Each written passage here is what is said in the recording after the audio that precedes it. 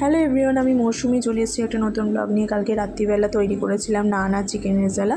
প্রথমেই আমি চিকেনটাকে ম্যারিনেট করে নিচ্ছি টক দই, আদা রসুনের পেস্ট, পেঁয়াজের পেস্ট, গরম মশলা গুঁড়ো আর নুন দিয়ে প্রথমে এটা রেখে দিয়ে তারপর চারমগজ, কাজু আর পোস্ত বেটে নিয়েছিলাম। তারপর ময়দাটাকে ইস্ট দিয়ে ভালো করে মেখে ময়াম দিয়ে আমি রেস্টে রেখে দিয়েছিলাম আধ ঘন্টা মতো।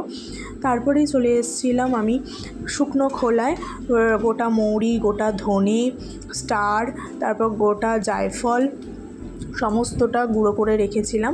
তেলের মধ্যে সাদা তেল, আমরা রিফাইন তেলে গরম করেছিলাম গোটা গরম মশলাকে, গোটা গোলমরিচও লাগে রেজালাতে।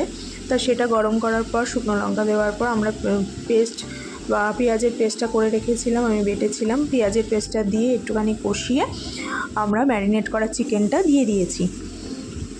ম্যারিনেট করা চিকেনটা আমি দেওয়ার পর এটাকে ভালো করে কষিয়ে তারপর ওই চারমগজ, কাজু যে পোস্তটা বেটে রেখেছিলাম সেটাও দিয়ে দিলাম। তারপর ভাজা মশলাটা যেটা আমি করে রেখেছিলাম সেটাও দিয়ে দিলাম। তারপর ভালো করে কষিয়ে ঢাকা চাপা দিয়ে রেখে আমি তৈরি করে নিলাম চিকেন রেজালা। এরপর তাওয়া কড়াই গরম হচ্ছে, এখানে নান আমি করতে শুরু করে দিয়েছি। রাত্রিরে ডিনারটা আমাদের এই নিয়ে হলো। কেমন লাগানো মিনি ব্লগ প্লিজ